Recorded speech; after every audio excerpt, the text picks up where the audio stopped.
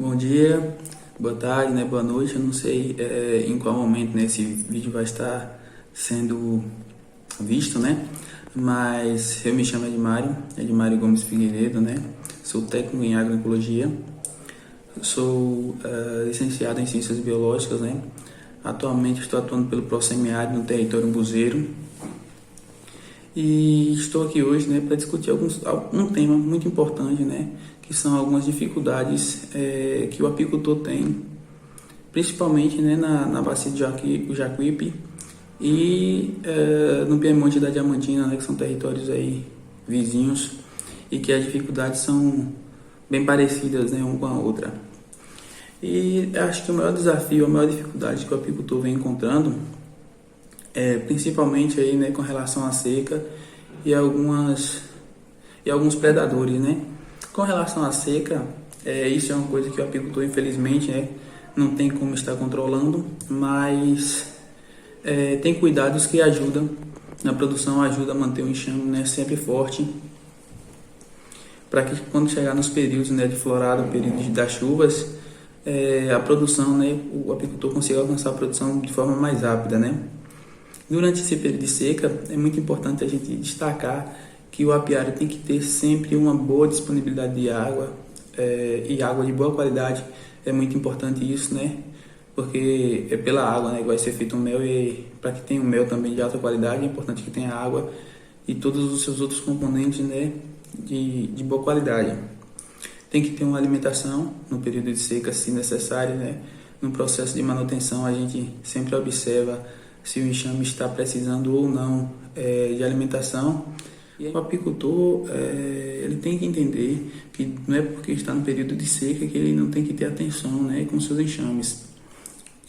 O período de seca, é o período no qual os apicultores devem ter mais atenção com seus enxames, porque é o período em que ele vai estar preparando os seus enxames, as suas colmeias, né, para o período de produção. É o período em que tem que estar fornecendo a alimentação correta, no período correto, alimentação proteica, nutrica, tudo nos seus períodos corretos, para que assim, quando iniciar o período da chuva, ele suspender nessa alimentação, pois se ele continuar, possa ser que mostre, né, na análise do mel, né, que, sei lá, a utilização de soja, alguma coisa do tipo, que normalmente é o que vem acontecendo em vários lugares, né? Alimentação à base de soja, alimentação proteica. Muita gente ainda fica mantendo a alimentação no período de produção, né? Isso é errado, que aí você perde a qualidade do mel, né? Somente que a gente não tem esse cuidado, né? Ele deixa de ter esse valor, né? Esse sabor do Nordeste, esse sabor da biodiversidade que tem na caatinga, e isso faz até com que o nosso mel, né, passe a ser um pouco menos desvalorizado. E então é ideal que faça a suspensão, né, da alimentação no período correto, no início das chuvas. A alimentação correta faz com que o enxame cresça, não só faça com que o enxame permaneça na colmeia, né, não só a alimentação básica, só para fazer com que fique aquela alimentação ali, só para o enxame comendo ali durante o período de seca. Mas lembrando que 30 dias antes, né, de iniciar esse período de chuva, embora seja incerto, a gente tem que aplicar uma alimentação concentrada, né, para incentivar a rainha, incentivar a postura da rainha, e assim fazer com que o enxame cresça, para já chegar aí em força total, né, no período de produção. E assim fazendo uma maior quantidade de colheitas de mel, que esse é o objetivo durante o ano. E é importante a gente estar lembrando, né, do papel do apicultor, não só visando a questão financeira, né? Acho que o apicultor ele é um apaixonado pelo planeta de forma geral, né? Eu acho que ele não pode pensar na criação de apicultura das abelhas de forma geral, ou apicultura ou meliponicultura, visando só a questão financeira. Eu acho que o apicultor ele tem um papel muito importante na biodiversidade, na vida humana, né? Que ele faz esse processo aí de divisão de enxames, de cuidado com seus enxames. E, consequentemente, né, como dizia o próprio Albert Einstein, né, as abelhas são... se as abelhas, né, como Einstein disse, se as abelhas não existissem, né, ou se extinguissem, o ser humano teria cerca de 4 anos de vida, né?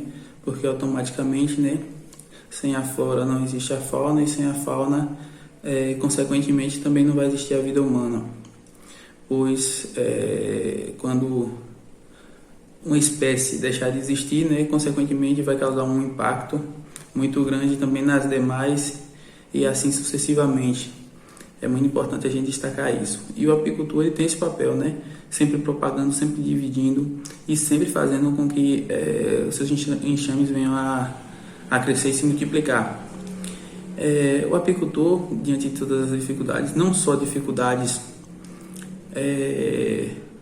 naturais, né, climáticas, que tem muito, mas também tem outras dificuldades no processo de comercialização, no processo, no trabalho que ele tem, do momento em que ele sai do apiário e vai até a casa do mel, né, tem todo um percurso, todo um trabalho, todo um custo que causa um pouco de trabalho, mas a apicultura ela é uma das atividades mais viáveis no meio agrícola, chega a ser mais de 60% de lucro, né? Tem todo o seu trabalho, todo o seu investimento, mas é basicamente certo o lucro, né?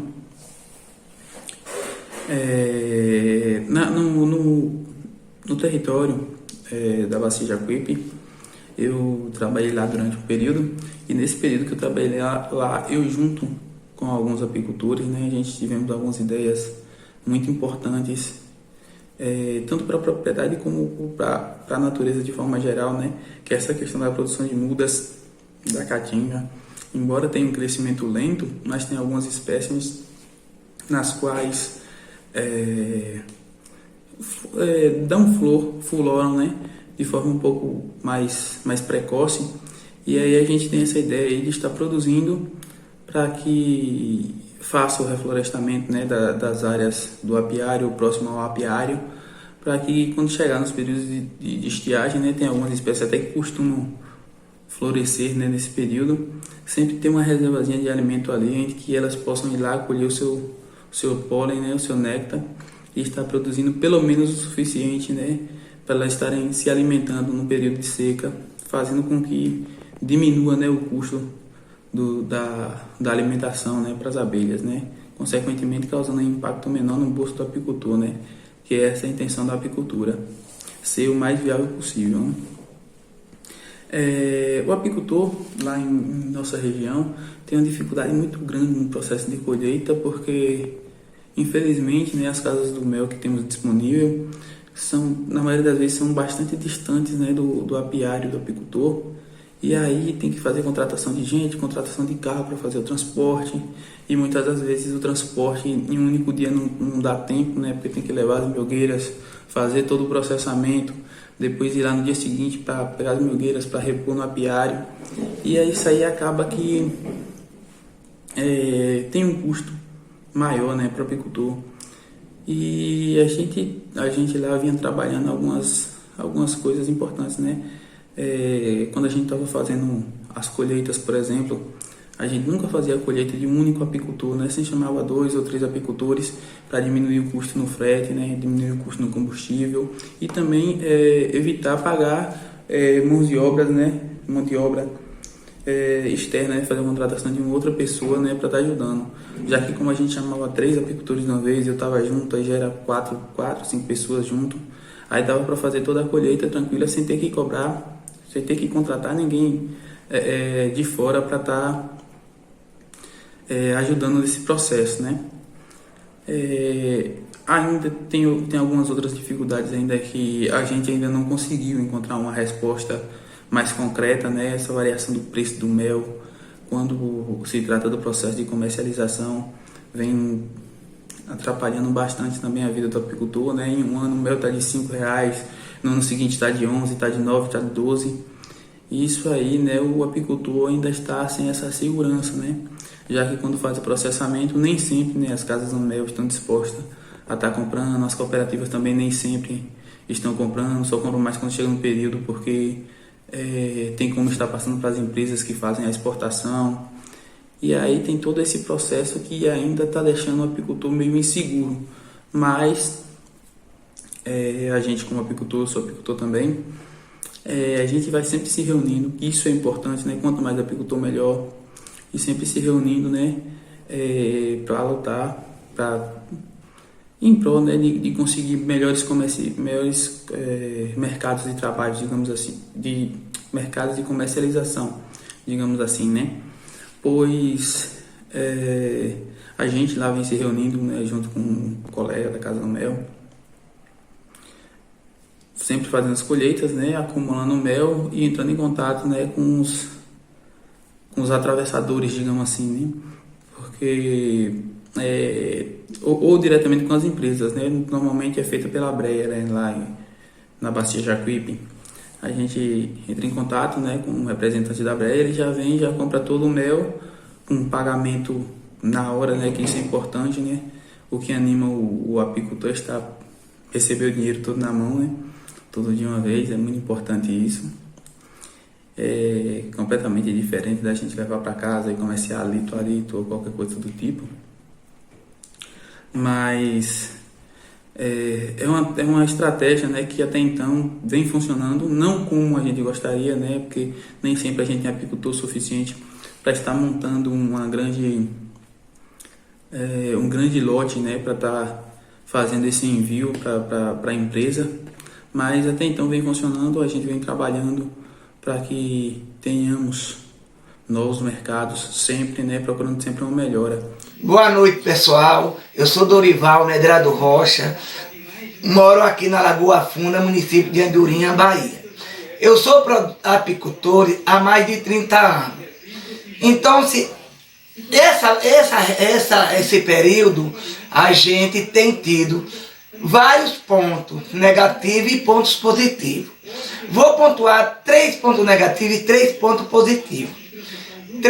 Um ponto positivo é que a nossa região é muito boa. Tendo chuva, nós temos florada o ano todo. Outro ponto positivo é que é um local bem adaptado para as abelhas se adaptam bem. O outro ponto positivo é que o mel, a produção é muito grande do mel, a gente tem uma produção muito grande do mel. E também do própolis. A gente está tendo também uma produção muito grande de própolis. Aí vou voltar para os pontos negativos. O ponto negativo é que a gente tem dificuldade com as abelhas. Porque as colmeias da gente já estão se acabando, a gente não tem dinheiro para comprar as colmeias. Então, isso é um ponto negativo, que a dificuldade é grande. Você, para comprar as colmeias, é muito cara e a gente não tem o recurso para a gente comprar as colmeias. O outro ponto negativo é transporte. Nós temos uma casa de mel, a gente mora longe da casa de mel e a gente não está tendo transporte para transportar as colmeias para a casa de mel. E o outro ponto negativo é a comercialização. A comercialização, a gente comercializa de toda forma. De toda forma. Bem, a gente comercializa aqui, nas casas aqui, com o pessoal, vem comprar, e aí não tem como a gente exportar para fora. Porque a dificuldade que nós temos aqui é o selo para a gente exportar esse mel para fora. Então, se a grande dificuldade que a gente tem é sobre o SIM. Aí, devido ser o SIM, se a gente tivesse o SIM, a gente exportava o mel todo para fora. O meu mel, eu comercializo aqui avulso, aqui com os produtores de outras coisas, de várias coisas que produzem aqui. Então, se eu vendo o mel para a população aqui, às vezes o pessoal da rua, do comércio, ou de fora, pede, me compra 3, 4 litros e por aí vai. Que a gente não tem como comerciar para fora. Negociar com o mercado, não negociar negociar com o mercado, negociar com as empresas fora, por causa do SIM. Mas a comercialização nossa é sim, é avulso. Assim com a população mesmo. Apicultor de forma meio ilegal porque não tomei nenhum curso, mas devido a ver meu pai labutando bastante, eu sempre labuto, já sei fazer divisão de enxame, já sei fortalecer uma abelha que está fraca, sei tirar um óvulo, reconhecer um óvulo de um dia para tirar de uma abelha que está mais forte e botar naquela caixa que está mais fraca para poder fortalecer o enxame. Já sei fazer divisão de enxame. O enxame é muito grande, você faz divisão, faz para dividir em 2 caixas. Então eu hoje me considero apicultor, não formado formalmente em curso, mas sim formado na prática. Encontro grande dificuldade na hora de tirar, pois minhas colmeias é longe daqui, eu ainda tiro manualmente, na científica manual, porque a gente tem uma casa de mel aqui, mas é muito longe, então a gente não tem transporte. E assim, eu tiro bastante, eu tiro cerca são, se eu não me engano, são 16 caixas. Então eu começo a tirar 3 da tarde, vou terminar 9 da noite, ou meia-noite, como aconteceu na última vez, e comercializo o meu mel todo nessa situação. Eu costumo labutar com a Europa, ela pegando para poder formar ou divisão de enxame, fazendo a divisão de enxame, ou pegando enxame que vem, eu pego, do que tirar de abelha nativa, da caatinga, cortar um pau para tirar uma abelha e botar na caixa. Isso eu falo com experiência própria, que já é muito ruim, porque ela não fica, sempre vai embora, então é trabalho perdido. Tem gente que costuma botar a tela para poder não deixar a rainha embora, mas a rainha fica presa ali por um determinado tempo. Depois, quando você retira a tela, ela acaba indo embora, a mesma coisa. Então eu trabalho mais pegando enxame ou fazendo divisão de caixa, de enxame de caixa, que é o mais, vamos dizer assim, não é tão apropriado, mas é o mais que vai facilitar mais você desenvolver a colmeia. Estou encontrando um grande problema agora em relação de ampliar. Eu estou querendo ampliar o apiário e não estou conseguindo encontrar a caixa.